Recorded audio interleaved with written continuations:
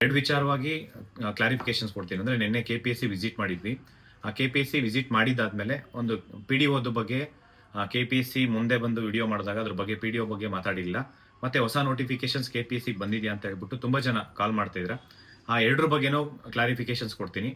ಒಂದು PDOದು ನಾವು KPSC visit ಮಾಡಿದಾಗ ಆಕ್ಚುಲಿ ಅದು KPSC ಯಾವ ಹಂತದಲ್ಲಿದೆ, ಮತ್ತೆ ಏನು ನಾವು ಹಿಂದೆ ಸಾಕಷ್ಟು ಬಾರಿ ಅದ್ರ ಬಗ್ಗೆ CBI ತನಿಖೆ ಮಾಡಿ ಅಂತ ಹೇಳ್ಬಿಟ್ಟು ಸರ್ಕಾರದ ಮಟ್ಟಕ್ಕೆ ಸಾಕಷ್ಟು ಹೋರಾಟ ಮಾಡಿದೀವಿ.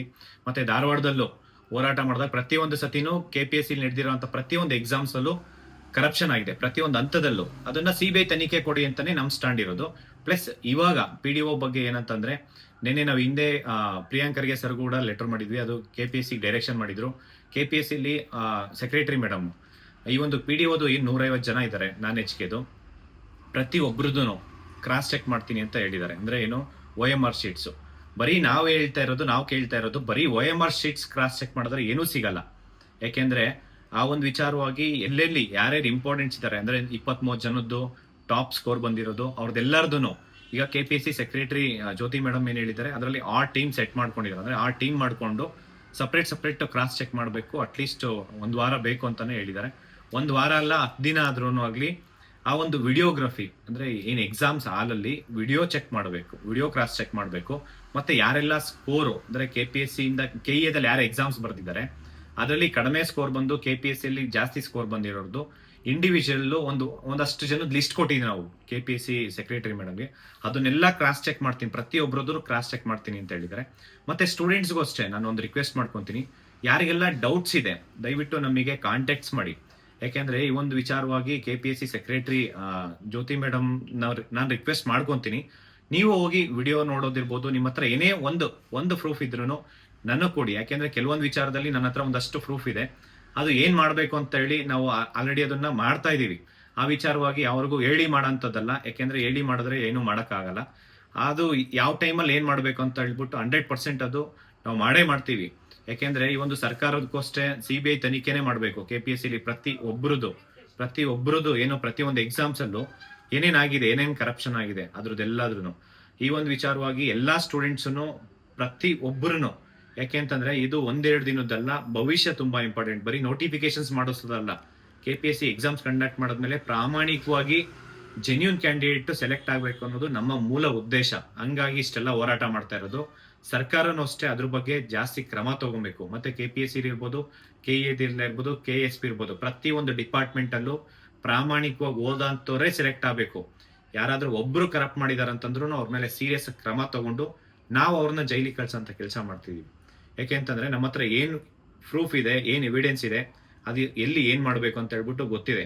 ಯಾಕೆಂದ್ರೆ ಒಂದಷ್ಟು ಜನ ನಾವೇ ಕಾಂಟ್ಯಾಕ್ಟ್ಸ್ ಮಾಡಿ ಅಂದ್ರೆ ಯಾರ್ಯಾರಿಗೆ ಕಾಲ್ ಮಾಡಿದ್ದಾರೆ ಕ್ಯಾಂಡಿಡೇಟ್ಸ್ಗೆ, ನಾವು ನಿಮಗೆ ಜಾಬ್ ಕೊಡಿಸ್ತೀವಿ, KPSC ಥ್ರೂ ಮಾಡ್ತೀವಿ ಅಂತ ಹೇಳ್ಬಿಟ್ಟು ಅಂತವ್ರಿಗೆಲ್ರಿಗೂ ನಾವ್ ಏನ್ ಮಾಡ್ಬೇಕು ಅದ್ ಮಾಡ್ತಾ ಇದೀವಿ. ಪ್ಲಸ್ ಇನ್ನೊಂದು ವಿಚಾರವಾಗಿ ಹೊಸ ನೋಟಿಫಿಕೇಶನ್ಸ್ ಬಗ್ಗೆ ಸಾಕಷ್ಟು ಜನ ಸ್ಟೂಡೆಂಟ್ಸ್ ಕೇಳ್ತಾ ಇದ್ದಾರೆ. ಅಂದ್ರೆ KPSCಗೆ ಹೊಸ ನೋಟಿಫಿಕೇಶನ್ಸ್ ಬಂದಿದೆಯಾ ಇಲ್ಲ ಅಂತ ಹೇಳಿ. KPSCಗೆ ಇಲ್ಲಿವರೆಗೂ ಯಾವುದೋ ಹೊಸ ನೋಟಿಫಿಕೇಶನ್ಸ್ ಬಂದಿಲ್ಲ. ಈ ಒಂದು ವಿಚಾರವಾಗಿ ನಾನು ಸರ್ಕಾರಕ್ಕೂ ಅಷ್ಟೇ ಒತ್ತಡ ಹಾಕ್ತೀವಿ. ಈವನ್ ಪ್ರತಿ ಒಬ್ಬರದ್ದು ಅಂದ್ರೆ ಸ್ಟೂಡೆಂಟ್ಸ್ ಪರವಾಗಿ KPSCಗೆ ಯಾವ ನೋಟಿಫಿಕೇಶನ್ಸ್ ಕೊಡಬಾರ್ದು ಅನ್ನೋದೇ ನಮ್ಮ ಆಗ್ರಹ. ಎಲ್ಲಾ ನೋಟಿಫಿಕೇಶನ್ಸ್ KE ಕೊಡ್ಬೇಕಂತ ಹೇಳಿ ನಮ್ಮ ಮೊದಲಿಂದನೂ ಅಷ್ಟೇ.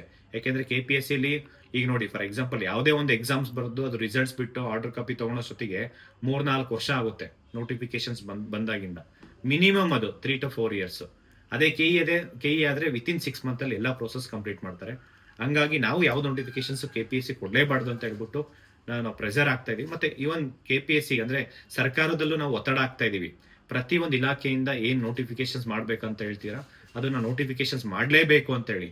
ಈ ಒಂದು 400 ರೋಸ್ಟರ್ ಬಿಂದು ಪಾಯಿಂಟ್ಸ್ ಅಷ್ಟೇ ಇಷ್ಟೆಲ್ಲ ಹೋರಾಟ ಮಾಡಿದ್ಮೇಲೆ ಆಗ್ತಾ ಇರೋದು. ಮತ್ತೆ ಸರ್ಕಾರನೂ ಅಷ್ಟೇ ತುಂಬಾ ಸೀರಿಯಸ್ ಆಗಿ ತಗೊಬೇಕು. ಮತ್ತೆ ಈ ಒಂದು ಎಲೆಕ್ಷನ್ ಏನೇ ಇದ್ರು ನಾವು ಎಲೆಕ್ಷನ್ ಅಂದ್ರೆ GBI ಎಲೆಕ್ಷನ್ ಇದ್ರೂ ಕೂಡ ಸ್ಟೇಟ್ ಎಲೆಕ್ಷನ್ ಕಮಿಷನ್ಗೆ ಲೆಟರ್ ಬರೆದು ನೋಟಿಫಿಕೇಶನ್ಸ್ ಮಾಡ್ತೀನಿ ಅಂತಾನೆ ಹೇಳಿದ್ರೆ, ನಾವು ಜಾಸ್ತಿ ಅಂತಂದ್ರೆ ಈ ಮಂತ್ 25ನೇ ತಾರೀಕು ತನಕ ವೆಯ್ಟ್ ಮಾಡ್ತೀವಿ. ಶಿಕ್ಷಣ ಇಲಾಖೆ ಇರ್ಬೋದು, ಪೊಲೀಸ್ ಇಲಾಖೆ ಇರ್ಬೋದು, ಪ್ರತಿಯೊಂದು ಇಲಾಖೆಯಿಂದ ನೋಟಿಫಿಕೇಶನ್ಸ್ ಆಗ್ಲೇಬೇಕು ಅಂತ ಹೇಳ್ಬಿಟ್ಟು, ಮತ್ತೆ ಆರೋಗ್ಯ ಇಲಾಖೆಯಿಂದ ಇರ್ಬೋದು, ಎಲ್ಲಾ ಇಲಾಖೆಯಿಂದ ನಾವು ಫಾಲೋ ಅಪ್ ಮಾಡ್ತಾ ಇದೀವಿ. ದಯವಿಟ್ಟು ಎಲ್ಲಾ ಸ್ಟೂಡೆಂಟ್ಸ್ ಓದೋದ್ರ ಬಗ್ಗೆ ಕಾನ್ಸಂಟ್ರೇಟ್ ಮಾಡಿ. ನಿಮಗೆ ಏನೇ ಇಶ್ಯೂಸ್ ಇದ್ರಂತಂದ್ರು ಅದನ್ನ ನಮಗೆ ಕಾಂಟ್ಯಾಕ್ಟ್ ಮಾಡಿ ಆ ಸಮಸ್ಯೆ ಬಗೆಹರಿಸೋಣ.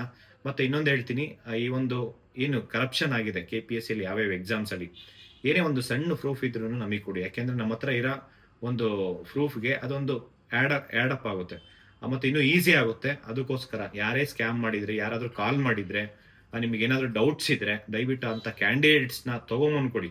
ಸುಮ್ಮನೆ ಎಲ್ಲೋ ಕೂತ್ಕೊಂಡು ಏನೋ ಮಾಡಿದ್ರೆ ಏನೂ ಪ್ರಯೋಜನ ಇಲ್ಲ. ನಮ್ಮ ಜೊತೆ ಬನ್ನಿ. ಏನೋ 2 ಆಪ್ಷನ್ ಇದೆ. ಒಂದು ಹೋರಾಟ ಮಾಡಬೇಕು, ಎರಡನೇದು ಕೋರ್ಟ್ಗೆ ಹೋಗ್ಬೇಕು. ಇವೆರಡು ಬಿಟ್ಟರೆ ಬೇರೆ ಆಪ್ಷನ್ಸ್ ಇಲ್ಲ. ಹೋರಾಟ ನೀವು ಏನು ಹೋರಾಟ ಹೇಳ್ತೀರಾ ಅದನ್ನು ಮಾಡ್ತೀವಿ.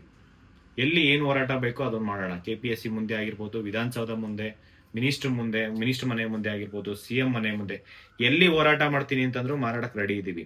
ನಾವು ಬೀದರಿಂದ ಬೆಂಗಳೂರು ತನಕ ಪಾದಯಾತ್ರೆ ಬಾ ಅಂತ ಹೇಳಿದ್ರು ಬರಕ್ಕೆ ರೆಡಿ ಇದ್ದೀವಿ. ಹಂಗಾಗಿ ಸ್ಟೂಡೆಂಟ್ಸು ನೀವು ಒಗ್ಗಟ್ಟಾಗಬೇಕು. ನಿಮ್ಮಿಂದ ಏನಾದರೂ ಬದಲಾವಣೆ ಆಗುತ್ತೆ. ಇಲ್ಲ ಅಂತಂದ್ರೆ ಈ ರಾಜ್ಯ ಆಗಿರ್ಬೋದು, ಈ ದೇಶ ಆಗಿರ್ಬೋದು, ಯಾವುದೇ ಕಾರಣಕ್ಕೂ ಬದಲಾವಣೆ ಆಗಲ್ಲ. ಏನೇ ಚೇಂಜಸ್ ಆಗಬೇಕಾದ್ರೂ ಅದು ನಿಮ್ಮಿಂದ ಮಾತ್ರ ಸಾಧ್ಯ. ಎಲ್ರಿಗೂ ಒಳ್ಳೇದಾಗಲಿ. Thank you so much. ನಮಸ್ಕಾರ.